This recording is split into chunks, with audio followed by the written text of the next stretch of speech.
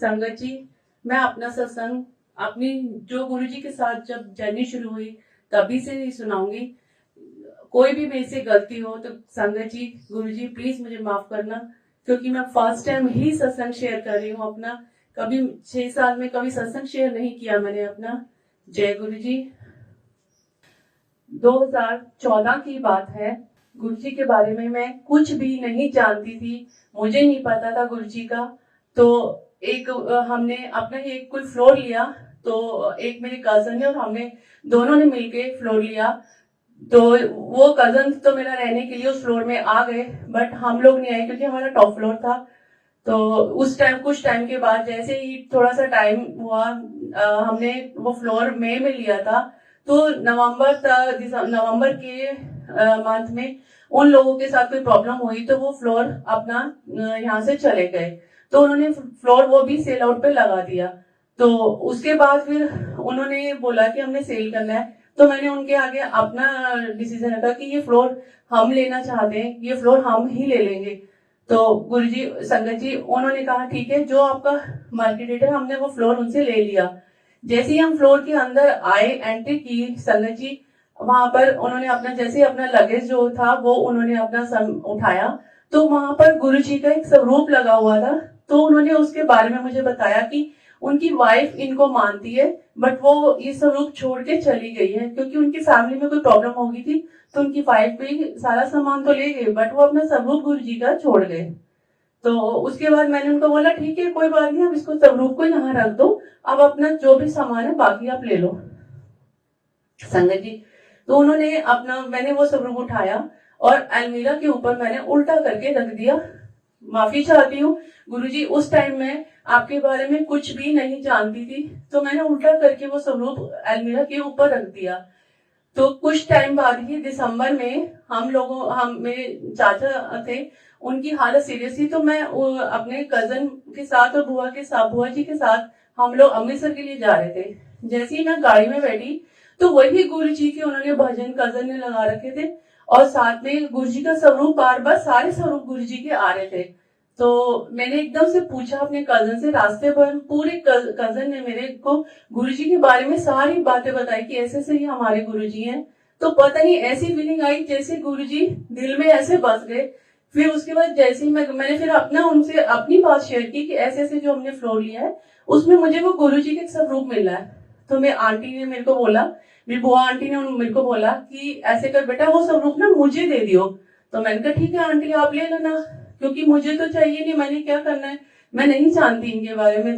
तो आंटी ने वो स्वरूप मैंने उल्टा करके जब रख दिया, जब हम लोग इस फ्लोर में शिफ्ट हुए तो वो स्वरूप वहीं था। तो हमारा हवन करवाया हमने। तो वो आंटी को मैंने जबकि बुलाया नहीं था, लेकिन वो आंटी चांस की बात है कि वो हवन वाले दिन ही आ गए। हवन वाले दिन आए तो मैंने कहा अरे आंटी आप, कह रहे बस मेरे को गुरुजी ले आए। मैं गुरुजी ले, कह रहे हाँ। जैसे मैंने वो स्वरूप मांगा था ना, तो गुरुजी ने कहा जाके तो स्वरूप ले आ जाके। उन्होंने मुझे ऐसे बोला।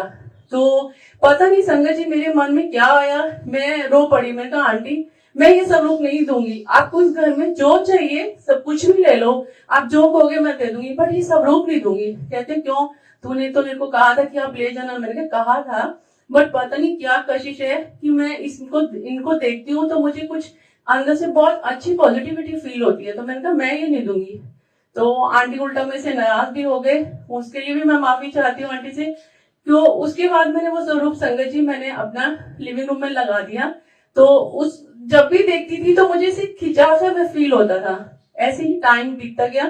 तो लेकिन कुछ भी मेरे मन में और भावनाएं, सिर्फ देखती थी और उनको नमस्कार करती थी।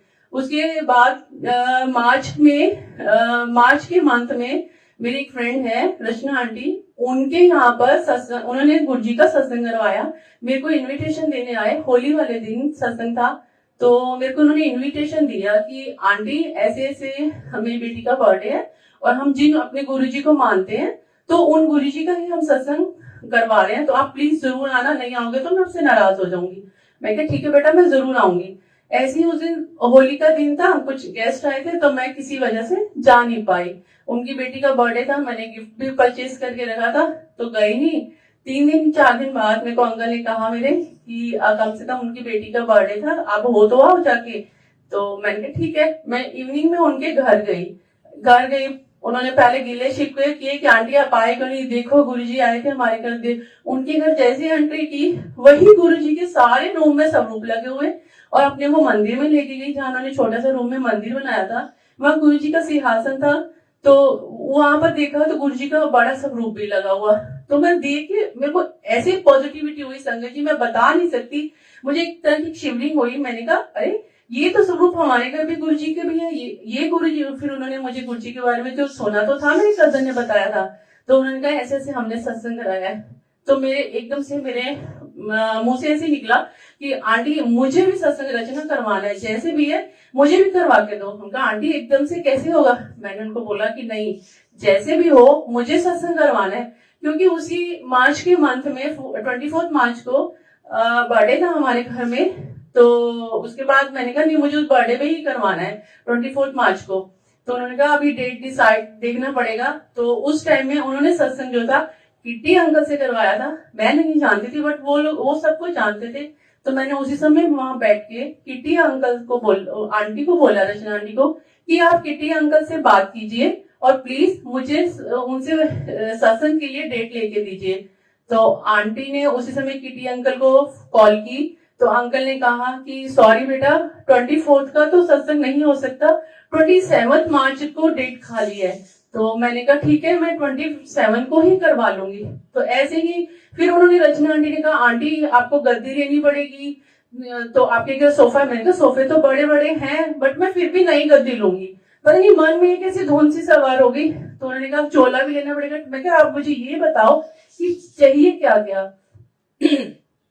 उन्होंने जैसे जैसे मुझे बताया, लिस्ट नहीं दी मेरे को उन्होंने, लेकिन मुख से वो जैसे जैसे मेरे से बात करते रहे, बताते रहे।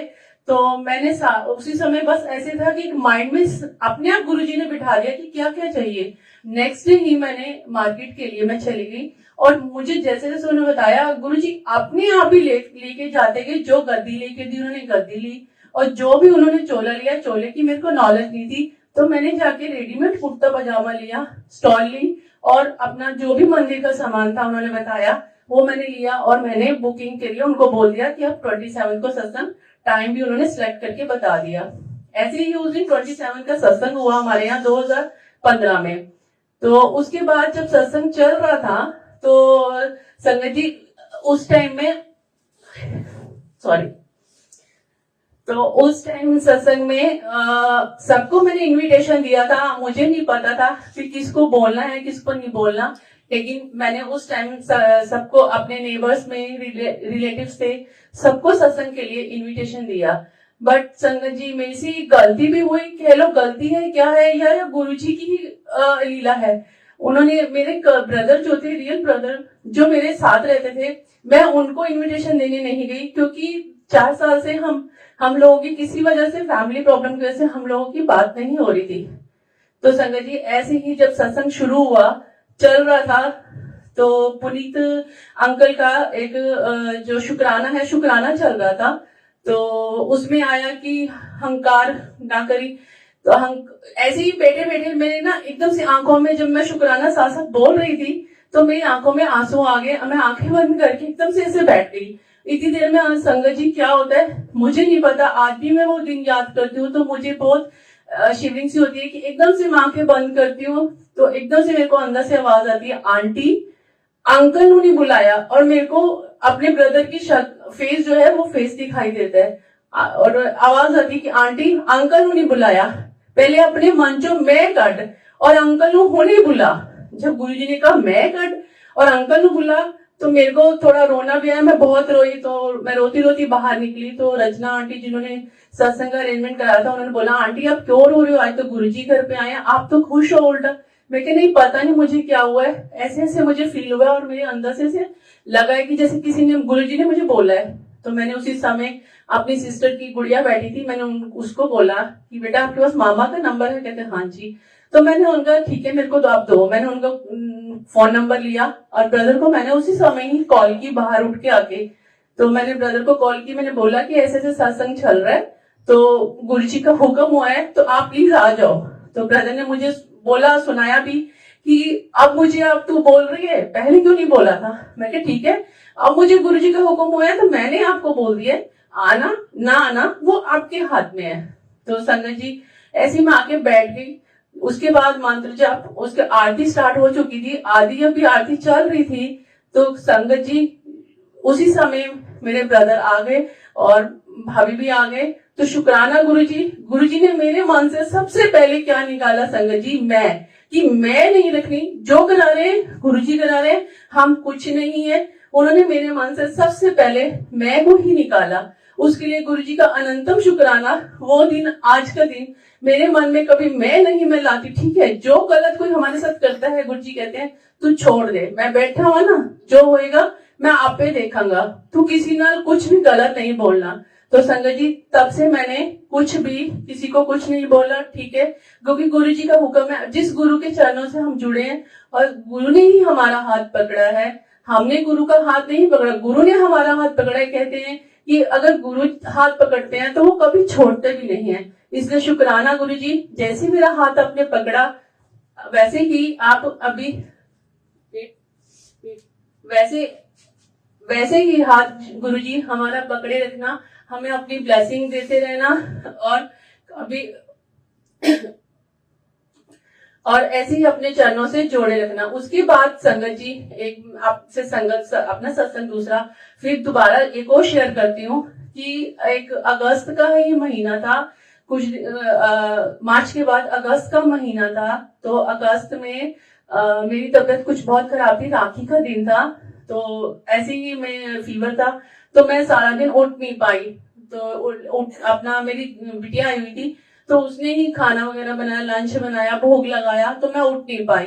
तो मैं लेटी हुई थी। तो शाम को इवनिंग में जो गुरुजी को चाय भोग प्रसाद लगता है, वो भी नहीं लगा पाई, भूल गई, वो बची। और गुरुजी माफ करना, और उस मेरे को भी होश नहीं थी, मैं भी सोई हुई थी। ऐसे ही रात को मैं सो गई, मुझे होश नहीं थी बिल्कुल भी। तो संगत जी आप बिलीव नहीं करोगे, लेकिन मेरे को वो फीलिंग्स जो है आज तक मेरे को नहीं भूलती। ठीक 3-3:30 बजे के करीब मेरे को एकदम से आवाज आती है, आंटी आंटी। मैं ऐसे सोई हुई हूँ, एकदम से उठती हूँ कि कौन आवाज दे रहा है मेरे को। मैं उठ के एकदम बैठ जाती हूँ, तो फिर आंखें बंद करके लेट जाती हूँ। फिर आवाज आती है, आंटी आज मैंने चाय नहीं देती। और मैं आंखें खोलती नहीं, आंखें बंद में भी क्या देख रही हूँ कि गद्दी के पास ही मैं गुरुजी के वहीं पे मैं सोई हुई थी। तो गद्दी के पास ही सोई थी, तो उन्होंने गुरुजी मुझे वहां बैठे दिख रहे हैं रेड और क्रीम चोले में। और मैं देख के एकदम से संगत जी मैं डर गई, गुरुजी माफ करना, क्योंकि मैं आपका उस टाइम कुछ नहीं जानती थी, मैं बिल्कुल अनजान थी। तो मैं एकदम से देख के डर गई। जब मैं एकदम से उठ के डरी, फिर मैं बैठ गई। तो मैंने अपने अंकल को आवाज दी कि ऐसे ऐसे मुझे फील हुआ है कि गुरुजी चाय प्रसाद मांग रहे हैं, और साथ गुरुजी ने ये भी बोला कि आंटी मट्ठी भी खानी है। शुक्राना गुरुजी ने मुझे इस काबिल समझा। जैसे ही मैंने उठी, अंकल ने कहा अब गुरुजी बोल रहे हैं तेरे को, तो उठ जा, चाय बना दे और प्रसाद दे दे। तो मैं चाय बनाने के लिए उठी, हिम्मत नहीं थी, लेकिन वो हिम्मत गुरुजी ने मुझे उठाया और हिम्मत दी। मैंने चाय प्रसाद बनाया, और मट्ठी प्रसाद नहीं था, बिस्किट प्रसाद था। तो मैं बिस्किट प्रसाद का भोग लगाया गुरुजी के आगे और बैठ के मंत्र जप करने लग गई। उसके बाद जैसे ही गुरुजी ने प्रसाद को भोग लगाया, हमने चाय प्रसाद लिया और मैं फिर से सो गई। और सुबह मैं उठी तो मुझे ऐसे हल्का फील हुआ जैसे गुरुजी ने शायद मेरे को ब्लेस करने के लिए ही गुरुजी ने मेरे को उठाया और चाय प्रसाद का हुक्म दिया। थैंक यू गुरुजी, शुक्राना गुरुजी। गुरुजी के सत्संग तो मेरे पास बहुत है, सत्संग या मेरी गुरुजी के साथ फीलिंग्स हैं। मेरे को नहीं पता कि ये मेरे सत्संग है या फीलिंग्स हैं, लेकिन मैंने गुरुजी के जैसे साक्षात दर्शन हुए, गुरुजी ने जैसे मुझे ड्रीम में मुझे बताया, मैं सिर्फ वही जानती हूँ। सच क्या है ये मैं अभी ये भी बिल्कुल नहीं जानती। ऐसे ही अगस्त में जब सावन के महीना शुरू हुआ, तो संगत जी अपना सोफे के ऊपर एकदम से, मैं बेडरूम में सोए हुए थे हम लोग, तो एकदम से मुझे रोशनी दिखी अपने ड्राइंग रूम में। उससे एक हफ्ता पहले मैं एक येलो कलर वाला गुरुजी का चोले वाला स्वरूप लेकर आई थी। तो मैंने सोफे के पीछे येलो कलर चोले वाला स्वरूप लगा दिया। तो रात को सुबह के टाइम ही था, 3-3:30 का ही टाइम था, मॉर्निंग हुई थी, तो अमृत वेला था। तो गुरुजी मेरे को वैसे रोशनी सी दिखी, तो मैं एकदम से डर गई। रोशनी जब डरी तो मैं क्या देख रही हूँ कि गुरुजी वहां पर बैठे हुए हैं, आंखें बिल्कुल येलो छोले में और तेज रोशनी है, तेज प्रकाश। मैं फिर से डर जाती हूँ, माफ करना गुरुजी, मैं नहीं जानती थी आपकी लीला। उस टाइम जब मैंने डर गई तो मैंने अंकल को बोला, उठाया, मैंने कहा ऐसे ऐसे मुझे वहां रोशनी, वहां गुरुजी बैठे हुए हैं और देखो कितनी तेज रोशनी आ रही है। तो अंकल कहते तू जब देखो तू सो जा, तेरे को सोते हुए भी गुरुजी दिखाई दे रहे हैं, सो जा, वहां कुछ भी नहीं है। और उस दिन के लिए मैं पछताती हूँ कि मैं उठ के क्यों नहीं आई, क्यों नहीं गुरुजी के पास आई, क्यों नहीं मैंने दर्शन किए। लेकिन फिर भी गुरुजी ने जो मुझे दर्शन दिए उसका लख लख शुक्राना गुरुजी। मैं वो दिन भी आज कभी नहीं भूल सकती। इसलिए संगत जी, जितना हो सकता है आप विश्वास कीजिए, विश्वास है। आप कोविड के दिनों में भी मेरी तबीयत बहुत ही खराब रही, इतनी खराब थी कि मेरे सांस लेना भी मुश्किल हो रहा था। कोविड नहीं था बट सर्वाइकल की वजह से मेरे गले में इतना पेन चल रहा था कि मैं रात रात भर नहीं सो पाई। और मैं क्या करती थी, सिर्फ गुरुजी के बेड के ऊपर सर रख के मैंने वहां पर ही बैठे बैठ के पूरी रात निकालनी और गुरुजी के आगे रोना, गुरुजी आर पार कर दो, मेरे से दर्द बर्दाश्त नहीं हो रहा। और आज है कि गुरुजी ने मेरे मेडिसिन भी ली, सब कुछ लिया, कोई असर नहीं हुआ मुझे। अभी ये सत्संग मैंने अपना किसी को नहीं शेयर किया संगत जी, आज मैं गुरुजी के सामने शेयर कर रही हूँ कि आज से 4 दिन पहले मैं जब इतनी मेडिसिन लेके भी जब ठीक नहीं हुई तो मैं रात को 4 दिन पहले की बात है, रात को मेरे इतनी तेज एकदम स्टमक पेन हुआ, जबकि कुछ भी नहीं खाया था बाहर का, मैंने घर का ही खाना खाया था। तो एकदम स्टमक पेन हुआ, मैंने उठ के थोड़ा मेडिसिन ली, फिर सो गई, बट पेन मेरा नहीं बंद हुआ, पेन मेरे स्टमक पेन होता ही रहा। तो एकदम से मैं सुबह जब उठी तो सुबह चाय, मैंने हल्की सी चाय ली, मेडिसिन भी ली मैंने, लेकिन पेन फिर भी रहा। ब्रेकफास्ट में मैंने हल्का सा ब्रेड सेक के चाय के साथ पिया। थोड़ी ही देर बाद क्या होता है संगत जी कि मेरे को इतनी तेज वॉमिट होती है, इतनी तेज वॉमिट आज तक मुझे कभी नहीं हुई कि पता नहीं, जैसे 4 दिन का खाना जो था अंदर मेरे वो वॉमिट के जरिए आया। और मुझे शायद मुझे इतना हुआ क्योंकि रात भर मैं गुरुजी के आगे बहुत रोई, रो रो के मैंने पूरी रात काटी। मैंने अंकल को भी आवाज नहीं दी, मैंने कहा अंकल परेशान हो जाएंगे। मैं रोती रही गुरुजी के आगे, बस अरदास करती रही, गुरुजी बस हो गया, हूं मैं थक चुकी हूँ कि मेरे को इस परेशानी से बाहर निकालो। तो गुरु बस संगत जी, सुबह जब मैं उठी वॉमिट के बाद और आज 4 दिन हो गए हैं संगत जी, मेरे वो पेन नहीं है। शुक्राना गुरुजी, बस मेरी अब ये प्रॉब्लम को दूर करो, क्योंकि मुझे जो आपने सेवा बख्शी है, जो भी सत्संग की सेवा आप देते हो, मैं उसमें ही रहना चाहती हूँ, उसमें मैं खुश नहीं, बहुत खुश हूँ। और मेरे जो सेवादार आंटी हैं मेरे साथ पूरा कोऑपरेट करते हैं, उनका मैं लख लख शुक्राना करती हूँ। और आज फिर शुक्राना आपका अनंतम गुरुजी, आपका शुक्राना। अपने चरणों से ऐसे ही जोड़ी रखना, जैसे आपने बचा के मुझे रखा है ऐसे ही बचा के रखना, लेकिन अपने चरणों से मुझे बिल्कुल दूर मत करना गुरुजी। थैंक यू गुरुजी, थैंक यू संगत जी। मेरे से कोई भी गलती हुई हो तो प्लीज मुझे माफ करना।